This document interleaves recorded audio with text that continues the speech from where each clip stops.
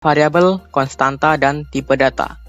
Jadi di video kali ini ada 3 topik yang akan kita bahas, yaitu variabel, konstanta, dan tipe data. Kita langsung aja ke variabel dan konstanta. Jadi kita ke pengertiannya dulu aja. Nah, konstanta itu sebuah elemen yang nilainya sudah ditetapkan. Oke, sedangkan variabel sebuah elemen yang nilainya berubah-ubah atau bersifat tidak tetap, begitu ya. Mungkin kalian sudah paham karena di matematika juga sudah sering diajarin konstanta dan variabel. Mungkin kalian bisa review lagi dengan contoh berikut ini. Jadi begini, misal luas lingkaran kan pi kali r kuadrat, begitu ya, ataupun pi kali r begitu. Nah, sekarang kita pecah coba. Pi dari luas lingkaran ini sudah ditentukan kan nilainya? Ya, 3,14 ataupun 22/7. Oke. Artinya si pi ini walaupun soalnya bagaimana begitu ya, walaupun soalnya berbeda, tapi si pi ini sudah mempunyai nilai. Oke, dan nilainya itu 3,14 ataupun 22/7. Sedangkan si r-nya berapa nilainya? Nah, nilai si r ini tergantung dari soalnya ya. Jadi nilainya bisa 1, bisa 2, bisa 3, dan seterusnya. Artinya, si nilai R ini bisa berubah-ubah. Oke, tidak memiliki nilai sebenarnya, tergantung dari soal yang diberikan. Nah, makanya si pi disebut sebagai konstanta. Kenapa konstanta? Karena nilainya sudah ditetapkan dan tidak bisa dirubah tentunya.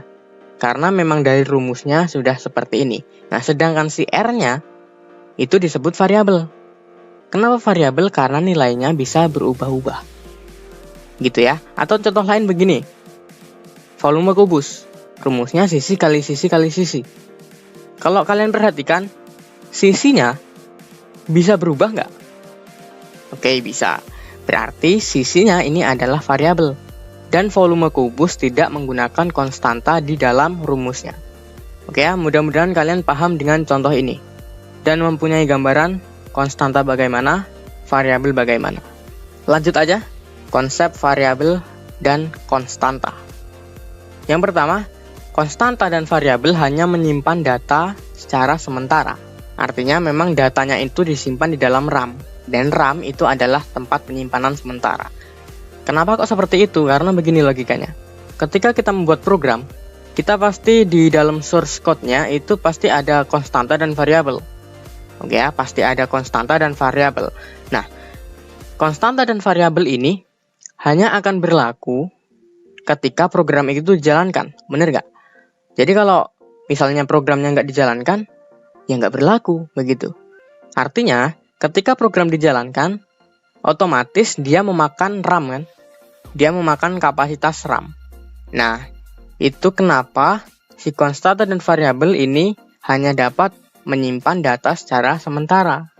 Karena ya tergantung programnya kapan dijalankan.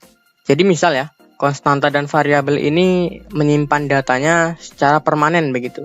Jadi ketika kita menghidupkan komputer, itu udah kepake kapasitas memorinya untuk konstanta dan variabel. Nah, itu kayaknya nggak mungkin begitu. Jadi kalau misal kita punya 100 aplikasi, berarti ketika kita ngidupin komputer, RAM kita langsung habis karena dipakai oleh 100 aplikasi tersebut. Tapi kenyataannya memang RAM itu kemakan ketika sebuah aplikasi itu dibuka, kan begitu. Oke, lanjut aja. Nilai konstanta tidak dapat diubah selama program dijalankan. Sedangkan variabel dapat diubah ketika program dijalankan. Nah, ini sama aja kayak tadi sebenarnya konsepnya. Dan ini lebih jelasnya ketika kita sudah masuk di praktiknya aja. Berikutnya, konstanta dan variabel hanya dapat menyimpan satu data. Jadi misalnya dalam konstanta dan variabel ini, misal hanya dapat menyimpan angka atau menyimpan sebuah teks, begitu. Nah, ini lebih jelasnya lagi ketika kita sudah praktikum aja ya. Kemudian, nilai dari suatu konstanta dan variabel adalah nilai yang terakhir. Kalau pusing nggak apa-apa, kita langsung masuk ke contohnya aja. Mudah-mudahan kalian paham sampai sini. Contohnya gini, X sama dengan 10. Kemudian di baris bawahnya gitu ya, baris berikutnya itu saya isikan X sama dengan 5. Di baris berikutnya, X sama dengan 50. Sekarang pertanyaannya, X-nya berapa? Ada yang jawab 10, 5, 50? Nah, jawabannya yang benar adalah 50. Kenapa? Logikanya gini. Di dalam program ya teman-teman, di dalam program. Sekarang gini, X, pertama ya, X sama dengan 10. Artinya, variabel X saya kasih nilai 10. Masuk ke script di bawahnya, X sama dengan 5. Artinya apa? Artinya, X yang awalnya 10, saya ubah jadi 5. Oke, masuk di script bawahnya lagi, X yang awalnya 5, jadi 50. Artinya, nilai X adalah 50. Oke, bukan 10 ditambah 5 ditambah 50. Atau dioperasikan yang lainnya ya. Tapi, nilai suatu konstanta atau variabel adalah nilai yang terakhir. Jadi sebuah program itu dibaca dari atas ke bawah, dari kiri ke kanan. Gitu ya. Nanti kita lebih jelasnya ke praktikum aja deh. Aturan variabel dan konstanta. Yang pertama harus dimulai dengan huruf alfabet. Oke. Jadi sebuah variabel itu ketika kita membuat di sebuah pemrograman, kita harus membuat namanya itu awalnya itu harus huruf alfabet. Oke. A sampai Z, A kapital sampai Z kapital boleh. Asalkan tidak dimulai dengan angka dan tidak dimulai dengan tanda baca. Oke ya. Yang kedua aturannya adalah huruf kecil atau huruf kapital dibedakan. Nah, ini sebenarnya tergantung dari bahasa pemrograman apa begitu ya. Kalau misal bahasanya seperti PHP, seperti Java, itu memang huruf kecil dan kapital itu dibedakan. Kalian misal buat sebuah variabel X kapital yang kalian isi dengan nilai 10 misal. Nah, ketika kalian panggil X tapi nggak kapital, X-nya X kecil gitu ya, itu pasti akan berobsesi lain. Karena apa? Karena variabel X kecil bukan kapital, itu nggak ada. Adanya huruf X yang kapital. Gitu. Jadi huruf kecil atau huruf kapital itu dibedakan. Kemudian yang selanjutnya, karakter penyusun variabel hanya boleh huruf alfabet, angka, dan garis bawah atau underscore.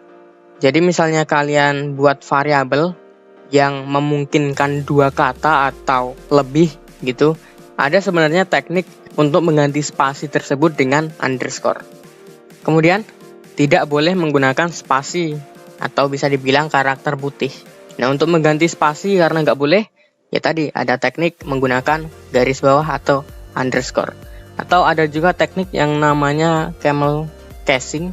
Jadi kita tidak menggunakan spasi atau underscore di situ. Jadi kita langsung gabungin aja hurufnya. Jadi huruf pertama dari sebuah kata itu menggunakan huruf kapital. Oke, nanti saya jelaskan di praktikum aja deh. Kemudian penamaan konstanta dan variabel sebaiknya mencerminkan nilai yang dikandungnya. Misalnya rumus persegi panjang begitu ya. Jadi kan di situ ada variabel panjang, lebar, dan luas. Contohnya begini. Contoh variabel panjang itu kalian ganti dengan variabel A misal. Variabel lebar kalian ganti dengan B. Variabel luas kalian ganti dengan C. Artinya untuk mengisi luasnya variabel C tadi sama dengan A kali B. Nah, mungkin itu yang tahu cuma kita. Oh, ini program untuk menghitung luas persegi panjang. Tapi ketika kita suruh baca teman kita begitu ya, suruh baca teman, ini rumus apa? Itu mungkin orang lain nggak tahu. Karena emang yang tahu cuma kita dan yang ada di atas doang. Gitu. Ya padahal maksud kita itu adalah luas persegi panjang begitu kan. Tapi sebaiknya gunakan sebuah penamaan variabel atau konstanta yang mencerminkan nilai yang dikandungnya. Panjang, lebar, luas. Begitu ya, tidak A, B, C. Kemudian, nah ini cara membuat konstanta dengan notasi algoritma pseudocode. Jadi kalau kita membuat sebuah konstanta, kita menggunakan keyword yang namanya konstan. Oke, keyword yang namanya konstan. Lalu nama variabelnya apa, diisi nilainya apa. Begitu. Kemudian kalau kita membuat sebuah variabel menggunakan pseudocode, kita menggunakan keyword yang namanya declare. Lalu variabelnya apa, diisi apa. Gitu ya, diisi nilainya apa.